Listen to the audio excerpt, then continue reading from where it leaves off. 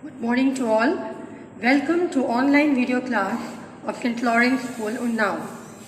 I, Ms. Nirupama Rochand, is going to teach today Biology, class 10th. The chapter is Chemical Coordination in Plants. Now, we know that plant hormones which are there, they are the basic plan of the life. Plants, they cannot move and they are devoid of nervous system.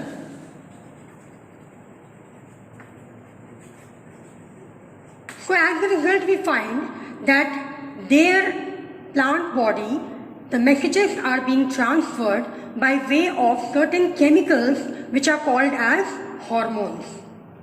Now these hormones are also known as phytohormones. Phyto means plants and hormones means the chemical messengers. Now because these chemicals only guide all the functions of the plant body like growth of the roots, stem, leaves and flowers, etc. So we call them as plant growth regulators or the plant hormones. Now, the basic plan of the study is that there are specific chemical substances, which I have already told you. They help in the growth of the plant. And then we find that it is an organic substance made up of carbon, hydrogen, oxygen and other elements. Now, we have 5 major classes of hormone. We have classified the hormones into 5 ways. They are as follows: auxin, gibberellin, then we have cytokinin, abscisic acid, also known as ABA, and ethylene. Now, among these 5 hormones that you have in the syllabus, we have 3 hormones which are considered as growth-promoting hormones. It means they help in providing growth or increasing the length of the plant, blooming the flower, bud, etc. So wherever growth is required, we find that the hormones are auxin, gibberellin and cytokinin. The second category we have divided is growth inhibiting hormone. Inhibiting means the ones which reduce the growth or stops the growth. And they are abscisic acid and ethylene. The first hormone that we are going to study is auxin. This hormone has been found at the tip of the roots, stem and leaves. These are the major parts of the plant body and just at the tip only they are found. There are 2 classifications of auxin. One is the natural auxin. Natural means they are already present in the plant body. And synthetic means they are man-made or artificially prepared. We have 2 examples of natural auxins. They are IAA, that is indole acetic acid, and IBA, that is indole butyric acid. You will find these terms in the textbook also. Then we have synthetic auxin. The examples are 2,4-D, that is 2,4-dihydroxychloroacetic acid, and NAA, that is naphthalene acetic acid. Now, before the talk is there about the auxin, what are their functions and so on, we find that the better part was being studied by Darwin. He was the scientist who did some experiments to show the effect of auxin in the plant. Now what he did was, he took a canary grass, as you can see in the diagram. The shoot of the canary grass was taken and the light was made to fall on the canary grass from one side. The other side was free from the light. As a result, what happened, that the curvature occurred on this side. As you can see in the picture, we find that there will be a curvature on this side and we find that the plant drops this side or grows in this direction. That shows that the shoot is growing on the surface or towards the light. Now, the reason is because growth is taking place on this side of the shoot. That means opposite to the light. So this was the first experiment done by Darwin on the canary grass. Now, second time what he did was, he took a blade and he cut the tip of the shoot. Now, when he cut the tip of the shoot, what happened? The same way light was being provided from one side, but there was no way the growth occurred towards the light. This time, the reason is because as we cut the tip, the oxygen or the chemical that was present at the tip of the shoot was not able to function in the growth, and as a result, the shoot remains at the same position. That clearly shows that something is there present at the tip of the shoot which is allowing the growth or the formation of curvature towards the light. In the third experiment, what he did was, he took a mica sheet, and you can see in the diagram that he took the mica sheet and placed it on the opposite side of the canary grass shoot. And what he found? No growth curvature. Now, because the mica sheet was put on the opposite side of the light, therefore the shoot did not bend. But when it was put on the side where the light was coming from, the shoot started bending. Again, it proves that the growth occurs from the opposite side of the light and not towards the light. So these were the three important experiments that were performed by Darwin to prove that there is something at the shoot tip which helps in the growth of the plant. And secondly, we find that it is always on the opposite side of the light. This is the reason why the curvature is formed towards the light and the growth is occurring on the opposite side. Now let us see the basic effects of the oxygen in the plant body. The first is it helps in cell elongation because it is helping in the growth of the shoot, and we have already seen the experiment, so it will help in the elongation of the shoot by various methods, because it takes part in division, cell division, which you will be studying in the other chapter. So this helps in the growth of the stem and the roots. Apical dominance. Now, when the shoot, at the tip of the shoot, there is a bud, we find that the growth is only occurring towards the upper region. Means it goes at the upper level. But then the lateral growths of the shoots are being blocked. This is the characteristic of these growth hormone, that the growth only occurs at the tip, but the lateral growths are being reduced. So as we see here in the diagram, that this is called as apical dominance. Apical means the domination is provided by the tip of the shoot to the lateral shoots of the plant. Now we find here, thereby we find that if we cut the upper shoot part or the upper bud or apical bud, we find that automatically the plant will show the lateral growth. This you can do at home also by taking a potted plant and you cut the tip of the shoot, you will find that the lateral branches will grow and the plant will grow in width.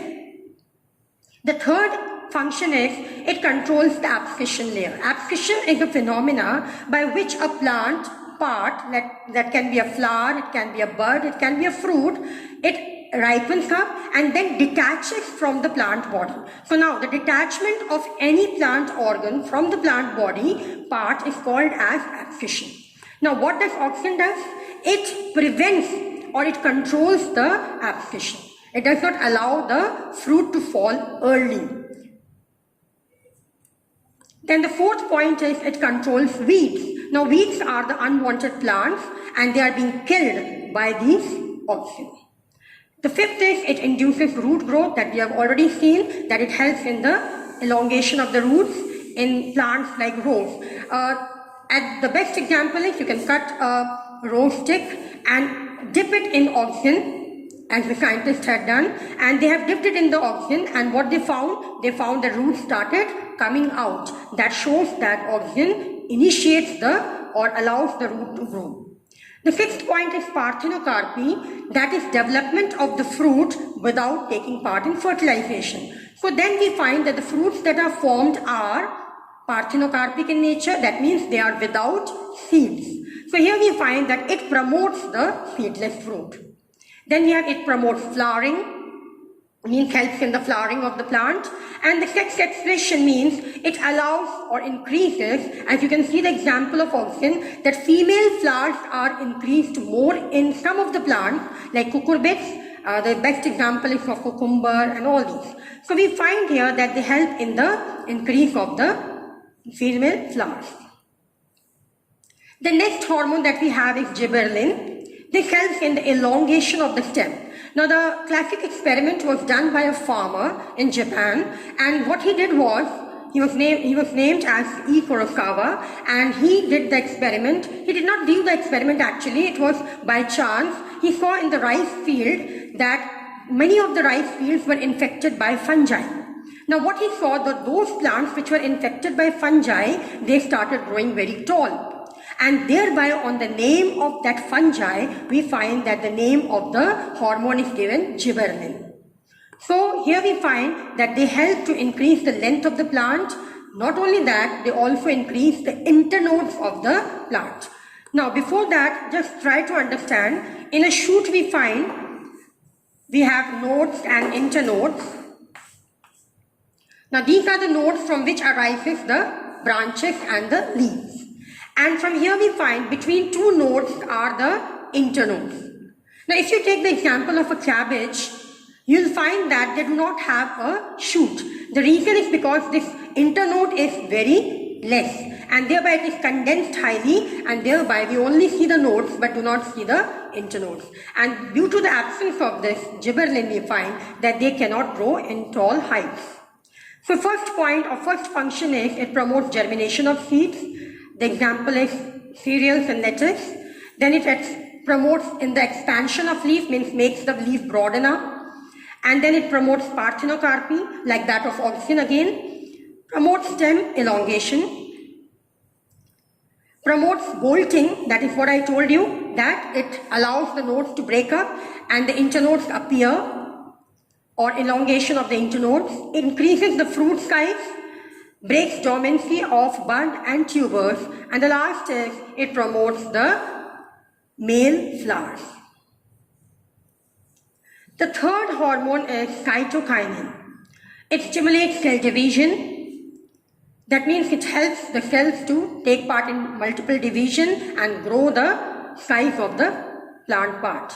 It delays in aging. Aging means a factor which allows the plant parts to stop their activity slowly and gradually, like in getting old.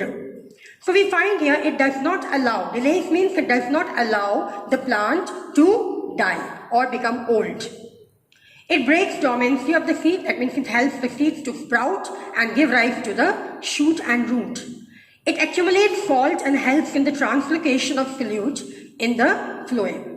And the last two are provides resistance to high temperature. We have seen that there is a varied temperature fluctuation in the environment, but here we find that this temperature resistance power is there in the plants. It is because of due to the cytokinin. So cytokinin helps them to resist from high temperature. And the next is promotes morphogenesis. The same thing means to develop various parts of the plant. The next hormone is ethylene. Now ethylene you must have studied in chemistry. It is an organic compound again, and it is a gaseous hormone. It is found in the air. The main function, it stimulates the transverse growth, and the physiological effects of ethylene are it retards flowering. Now they are all the opposite functions to what we have studied because they are all the growth inhibiting hormone. So they retard flowering. They stop the flowering. Sex expression, it increases the number of female flowers and fruits in cucumber plants. Here what happens, it makes the flower or the plant make more feminine in character by having more female numbers. It stimulates ripening of the fruits like in banana, mango, etc. It has inhibitory effect on the growth, that is, it causes swelling of the nodes. Now when the growth of the shoot will stop, definitely the food will continue to flow in the branches and the nodes of the plant body and thereby causes swelling of the nodes. And the last is it breaks dormancy of buds and the seeds. So some of the points you will see are similar to the previous hormones. The last we have is the abscisic acid or ABA. It is a natural growth inhibitor which retards the growth.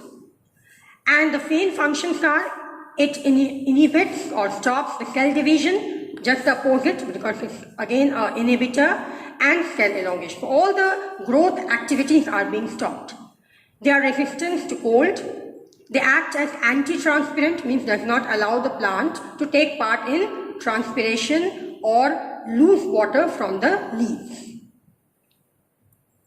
It induces dormancy of buds, means does not allow the buds to grow, promotes rooting, means allow the roots to form, and then we have triple response that is found in abscisic acid, that is it inhibits elongation of stem, causes swelling of the nodes, and nullifies the geotropic zone. So this is the end of this part 1 of this chapter. The remaining part I'll continue in the next session, and I request you children to please do the question answers and do the needful things, learn the definitions and so on. So thank you and have a nice day.